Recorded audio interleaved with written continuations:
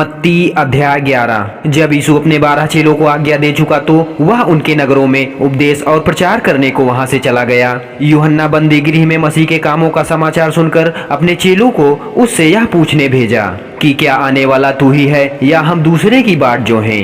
यीशु ने उत्तर दिया कि जो कुछ तुम सुनते हो और देखते हो वह सब जाकर यूहन्ना से कह दो कि अंधे देखते हैं और लंगड़े चलते हैं और कोढ़ी शुद्ध किए जाते हैं और बहरे सुनते हैं, मुर्दे जिलाए जाते हैं और कंगालों को सुसमाचार सुनाया जाता है। और धन्य है वह जो मेरे कारण ठोकर ना खाएं।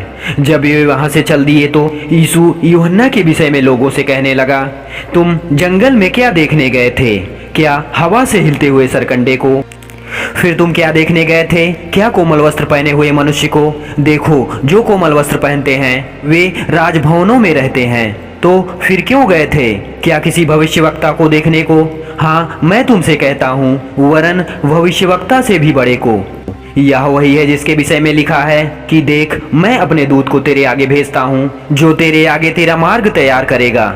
मैं तुमसे सच कहता हूँ कि जो स्त्रियों से जन्मे हैं उनमें से यूहन्ना बपतिस्मा देने वाले से कोई बड़ा नहीं हुआ, पर जो स्वर्ग के राज्य में छोटे से छोटा है वह उससे बड़ा है। यूहन्ना बपतिस्मा देने वाले के दिनों से अब तक स्वर्ग के राज्य पर जोर होता रहा है और बलवान उसे छीन लेते हैं। यूहन्ना तक सारे भविष्यवक्ता और व्यवस्था भविष्यवाणी करते रहे, और चाहो तो मानो एलिय्याह जो आने वाला था वह यही है। जिसके सुनने के कान हो वह सुन ले।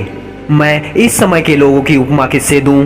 वे उन बालकों के समान हैं जो बाजारों में बैठे हुए एक दूसरे से पुकार कर कहते हैं कि हमने तुम्हारे लिए बांसुरी बजाई और तुम ना नाचे, हमने विलाप किया और तुमने छाती नहीं पीटी, क्योंकि यूहन्ना ना खाता आया और ना पीता, और वे कहते हैं कि उसमें दुष्ट आत्मा है।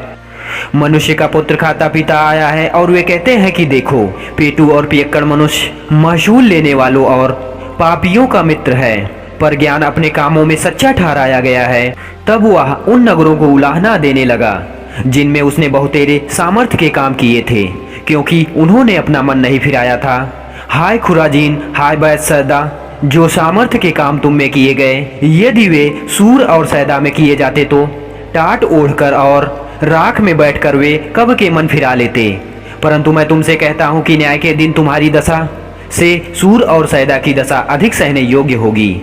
और हे कफरनहूम, क्या तू स्वर्ग तक ऊंचा किया जाएगा?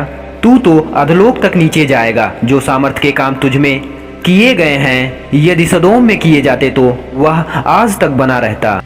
पर मैं तुमसे कहता हूँ कि न्याय के दिन तेरी दशा से सदोम के देश की दशा अधिक सहने योग्य होगी। उसी समय यीशु ने कहा, हे पिता, स्वर्ग और पृथ्वी के प्रभु, मैं तेरा धन्यवाद करता हूँ कि तूने इन बातों को ज्ञानियों और समझदारों से छिपा रखा और बालकों पर प्रकट किया है। हाँ हे पिता, क्योंकि तुझे यही अच्छा लगा। मेरे पिता ने मुझे सब कुछ सौंपा है, और कोई पुत्र को नहीं जानता केवल पिता को, और कोई पिता को नहीं जानता केवल पुत्र को, और वह जिस पर पुत्र उसे प्रकट करना चाहे। हे सब परिश्रम करने वालों और बोझ से दबे लोगों, मेरे पास आओ, मैं तुम्हें विश्राम दूंगा। मेरा जुआ अपने ऊपर उठा लो और मुझसे सीखो, क्योंकि मैं नम्र और मन में दीन हूँ, और तुम अपने मन में विश्राम पाओगे, क्योंकि मेरा जुआ सहज और मेरा बोझ हल्का है।